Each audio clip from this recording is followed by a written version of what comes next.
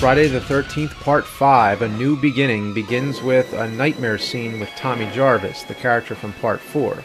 They were able to get Corey Feldman again, but his career was beginning to take off at this point, so they only had him for this one scene. When he wakes up from the nightmare, we see that many years have passed and he's now a grown man. Following his freakout at the end of Part 4, he spent all those years in an institution and is now being transferred to a community to live in. He still keeps having visions of Jason, which he can't get out of his head.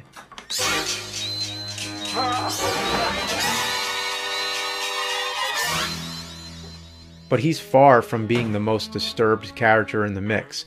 I'm gonna chop you into itty bitty little pieces, my friend. There's this one guy who keeps offering everybody a chocolate bar. Want a chocolate bar? Piss off! Everybody finds him annoying. Joey! Will you just get out of here? But when he approaches an angry guy chopping wood, that turns out to be a total disaster. Leave me alone! Here, Vic, want a bite? Here. I'll just put it over here. And later on, when you're hungry, you can have it. Well, if that's the way you feel, forget it, Vic. So, right off the bat, somebody who isn't Jason commits a murder. It comes out of nowhere, and it's all over a chocolate bar. My friends and I used to laugh about it on the school bus, and that was before I saw the movie and only heard about the scene by word of mouth. Because it's so unexpected and uncalled for, it made number 11 in my top 13 moments. As you can see, the murder happens off screen. You never actually see the axe hitting, and that's the way most of the kills are, unfortunately. Ask me if I'm happy about that. I'm not. Again, that's because the MPAA made them edit so much out. The most effective of all the kills that I think didn't suffer too much is the guy who gets his head crushed against a tree by a belt. This kill works best because it's something that's creative and implied more than it just being a gory spectacle. The rest of the characters are all crazy. I mean, completely over the top insane. Are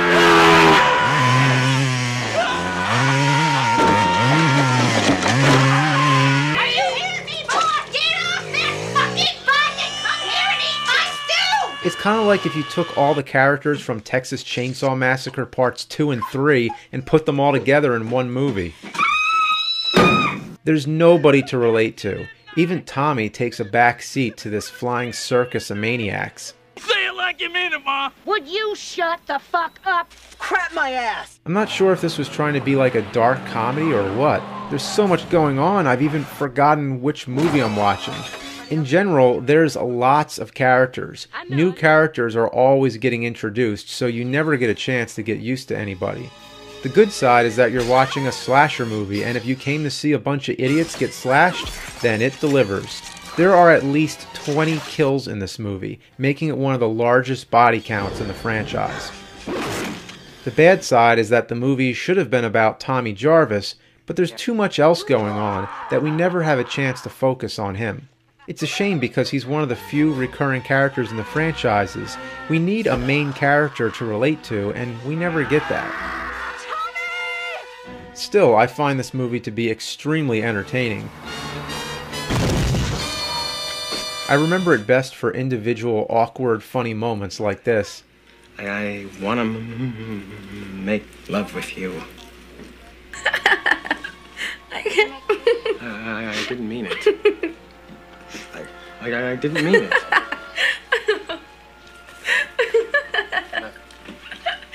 I said I didn't mean it. The guy overcomes his insecurity to ask a point-blank question, gets rejected, and then gets pissed off at her. It's a truly funny, unique interaction, but what does it have to do with the plot? Nothing. Then there's the girl alone in her room, robot dancing. Again, it has no purpose at all, but once you've seen it, how can you forget it? And if you're looking for a movie with the car won't start cliche, this movie uses it to the max. Fucked up again and ain't starting. I'm gonna kick your ass, kick your ass. Even the chainsaw won't start. Strangely, when Joe Bob was hosting it, the drive-in totals wouldn't work. 21 dead bodies.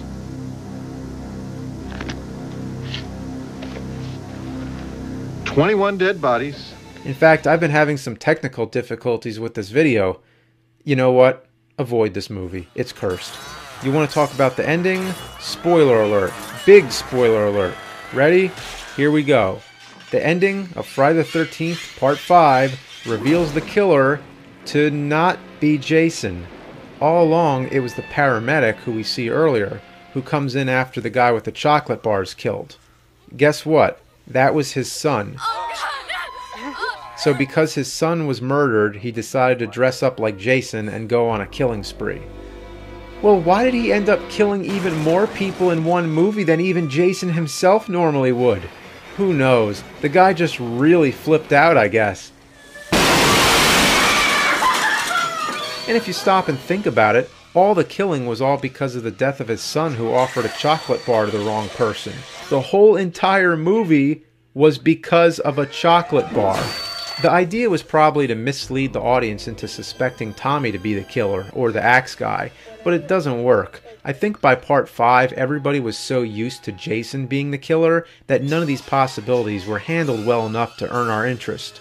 Of course, lots of people thought it was a big cop-out that Jason wasn't the killer this time, but it at least tries somewhat to deliver what the ending of Part 4 promised, with Jason being officially dead and Tommy going insane, even though the focus shifts away from him.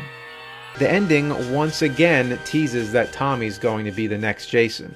Oh really? This time? For sure? All this bullshit is just like the ending of Halloween Part 4, and they never followed up on that. I do have to say, I like the idea of the copycat killer. I think Part 5 was onto something. The thought of any person putting on a hockey mask and committing a series of murders is something that could actually happen. That idea is scarier than any supernatural slasher villain. It brings me to a theory of mine where none of the sequels feature Jason at all. He has a completely different body type in each installment anyway. What if each time it was just somebody else copying him?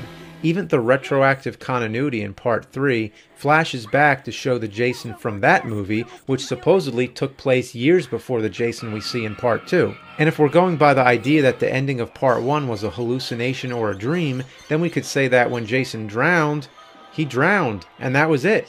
Ever since Mrs. Voorhees attacked, it's all these different faceless psychopathic killers that have been in the area that have been blamed on Jason for lack of identity and the over-imagination of everybody keeping Jason's memory alive.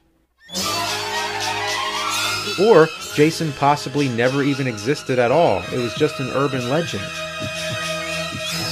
That's why he's immortal, because nobody can forget him. Part 5 can be considered one of the worst, or one of the best, depending on which way you look at it. It opened up some interesting ideas that unfortunately were muddled and never came to fruition. It's a complete mess, but I definitely find it to be one of the most interesting and the most entertaining. Well, happy Friday the 13th. I'll be back again March 9th up until next Friday the 13th to look at parts 6 through 10.